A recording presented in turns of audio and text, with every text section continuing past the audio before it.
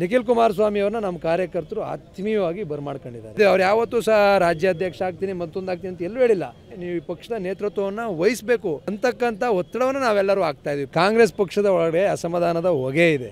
ಶಾಸಕರ ಪರಿಸ್ಥಿತಿ ಇವತ್ತು ಬೀದಿಲಿ ನಿಂತ್ಕೊಂಡು ಅವ್ರ ಪಕ್ಷವನ್ನು, ಅದು ಹಿರಿಯ ಶಾಸಕರು, ನಮ್ಮ ಥರ ಮೊದಲನೇ ಸರಿ ಗೆದ್ದಿರೋ ಶಾಸಕರಲ್ಲ ಅವರೆಲ್ಲ, 5 ಬಾರಿ 6 ಬಾರಿ ಗೆದ್ದಿರ್ತಕ್ಕಂಥ ಶಾಸಕರು ಅವರೆಲ್ಲ. ಅವರು 100ಕ್ಕೆ 100 ರಾಜ್ಯದಾದ್ಯಂತ ನಿಖಿಲ್ ಕುಮಾರಸ್ವಾಮಿ ಅವರು ಒಬ್ಬ ಸಾಮಾನ್ಯ ಕಾರ್ಯಕರ್ತನಾಗಿ ಪಕ್ಷವನ್ನು ಸಂಘಟನೆ ಮಾಡಬೇಕು ಅಂತಕ್ಕಂಥ ವಿಚಾರವನ್ನು ಇಟ್ಕೊಂಡು ಇವತ್ತು ಹೊರಟಿದ್ದಾರೆ.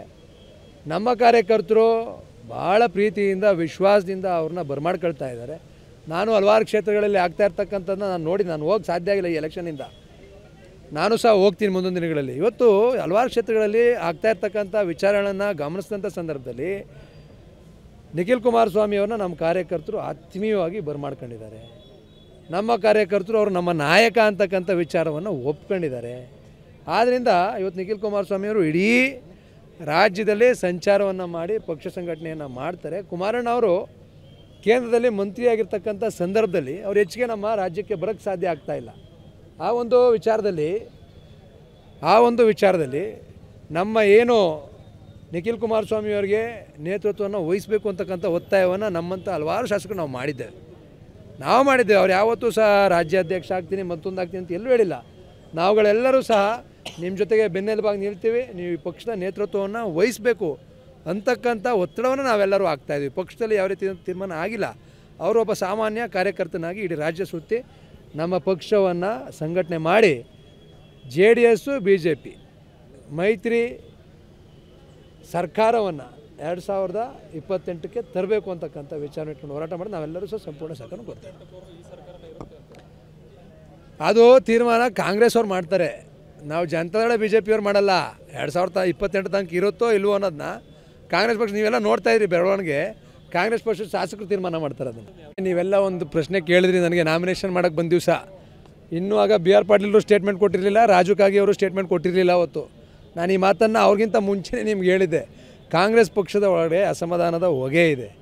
ಬಹುಶಃ ಇವತ್ತು ಅವರ ಪಕ್ಷದ ಶಾಸಕರ ಪರಿಸ್ಥಿತಿ, ಆಳ್ತರೂಢ ಕಾಂಗ್ರೆಸ್ ಪಕ್ಷದ ಶಾಸಕರ ಪರಿಸ್ಥಿತಿ ಇವತ್ತು ಬೀದಿಲಿ ನಿಂತ್ಕೊಂಡು ಅವ್ರ ಪಕ್ಷವನ್ನು ಬೈತಕ್ಕಂಥ ಕೆಲಸ, ಅವರ ಸರ್ಕಾರವನ್ನು ಬೈತಕ್ಕಂಥ ಕೆಲಸವನ್ನು ಅವ್ರ ಪಕ್ಷದ ಶಾಸಕರು, ಅದು ಹಿರಿಯ ಶಾಸಕರು, ನಮ್ಮ ಥರ ಮೊದಲನೇ ಸರಿ ಗೆದ್ದಿರೋ ಶಾಸಕರಲ್ಲ ಅವರೆಲ್ಲ, 5 ಬಾರಿ 6 ಬಾರಿ ಗೆದ್ದಿರ್ತಕ್ಕಂಥ ಶಾಸಕರು ಅವರೆಲ್ಲ. ಅವರಲ್ಲಿ ಅಸಮಾಧಾನ ಇದೆ ಅಂತ ಹೇಳಿದ್ರೆ ಬಹುಶಃ ಸರ್ಕಾರ ಯಾವ ರೀತಿ ಆಡಳಿತವನ್ನು ನಡೆಸ್ತಾ ಇದೆ ಅಂತಕ್ಕಂಥದ್ದು ನಮಗೆಲ್ಲ ಗೊತ್ತಾಗುತ್ತೆ. ನಾವೇನು ಹೇಳಬೇಕಾಗಿಲ್ಲ ಸರ್ಕಾರದ ಬಗ್ಗೆ. ಅವರೇ ಪಕ್ಷದ ಹಿರಿಯ ಶಾಸಕರು ಎಲ್ಲ ತುಲನೆಗಳನ್ನ ಮಾಡ್ತಕ್ಕಂಥ ಎಲ್ಲ ಅವ್ರಿಗೆ ಸಾಮರ್ಥ್ಯ ಇದೆ.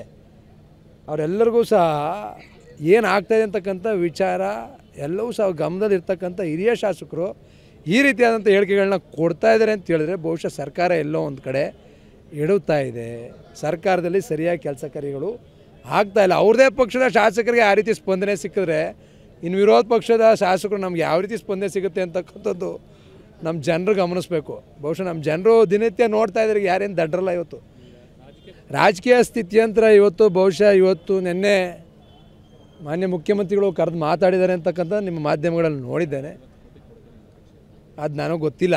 ಅದು ನನಗೆ ಅನುದಾನ ಎಷ್ಟು ಕೊಡ್ತೀವಿ ಅದು ಮಾಡ್ತೀವಿ ಅಂತಕ್ಕಂಥ ವಿಚಾರವನ್ನು ನನಗೇನು ಗೊತ್ತಿಲ್ಲ. ಆದರೆ ಕರೆದು ಮಾತಾಡಿದ್ದಾರೆ. ಇದರಿಂದ ಸ್ಥಿತ್ಯಂತರ ಆಗ್ಬಿಡುತ್ತೆ, ಏನೋ ಆಗ್ಬಿಡುತ್ತೆ, ಅವ್ರ ಅಸಮಾಧಾನ ಹೊರ ಹಾಕಿರ್ಬೋದು. ಆದರೆ ಅವ್ರ ಸಂಖ್ಯೆ ಭಾಳ ದೊಡ್ಡದಿದೆ. 140 ಜನ ಇದ್ದಾರೆ ಅವರು ಶಾಸಕರು. ಒಂದು 5-6 ಜನ ಶಾಸಕರು ಈ ರೀತಿಯಾದಂಥ ಹೇಳಿಕೆಯನ್ನು ಕೊಟ್ಟಂಥ ಸಂದರ್ಭದಲ್ಲಿ ಬದಲಾವಣೆ ಆಗುತ್ತೆ ಅಂತಕ್ಕಂಥದ್ದೇನಿಲ್ಲ. ಆದರೆ ಮುಂದೊಂದು ದಿನಗಳಲ್ಲಿ ಯಾವುದೋ ಒಂದು ಘಟ್ಟವನ್ನು ತಲುಪ್ತಂಥ ಸಂದರ್ಭದಲ್ಲಿ ಅದು ನನಗೆ ಗೊತ್ತಿಲ್ಲ. ಅಧಿಕಾರ ಹಂಚಿಕೆ ನಮಗೆ ಗೊತ್ತಾ? ಕಾಂಗ್ರೆಸ್ಸಲ್ಲಿ ಅಧಿಕಾರ ಹಂಚಿಕೆ ವಿಚಾರ ಚರ್ಚೆ ನಡೆದಿದೆಯೋ ಇಲ್ವೋ ಅಂತಕ್ಕಂಥ ನಮ್ಗೆ ಯಾರಿಗೂ ಗೊತ್ತಿಲ್ಲ. ನೀವು ಕಾಂಗ್ರೆಸ್ ಪಕ್ಷದವ್ರನ್ನೇ ಕೇಳಬೇಕು. ಆಯ್ತು, ನಾನು ಹೇಳ್ತಕ್ಕಂಥದ್ದು ಅದು ನಮಗೆ ಗೊತ್ತಿಲ್ವಲ್ಲ. ಅದು ನಮ್ಮ ಪಕ್ಷದ ವಿಚಾರ ಅಲ್ಲ, ಅದು ಅವರ ಪಕ್ಷದ ಆಂತರಿಕ ವಿಚಾರ. ಅದು DK ಶಿವಕುಮಾರ್ ಅವರು ಮುಖ್ಯಮಂತ್ರಿ ಆಗಬೇಕಾ ಇಲ್ಲ ಸಿದ್ದರಾಮಯ್ಯನವರು ಮುಖ್ಯಮಂತ್ರಿಯಾಗಿ ಮುಂದುವರಿಬೇಕಂತಕ್ಕಂಥದ್ದು ಕಾಂಗ್ರೆಸ್ ಪಕ್ಷದ ಆಂತರಿಕ ವಿಚಾರ.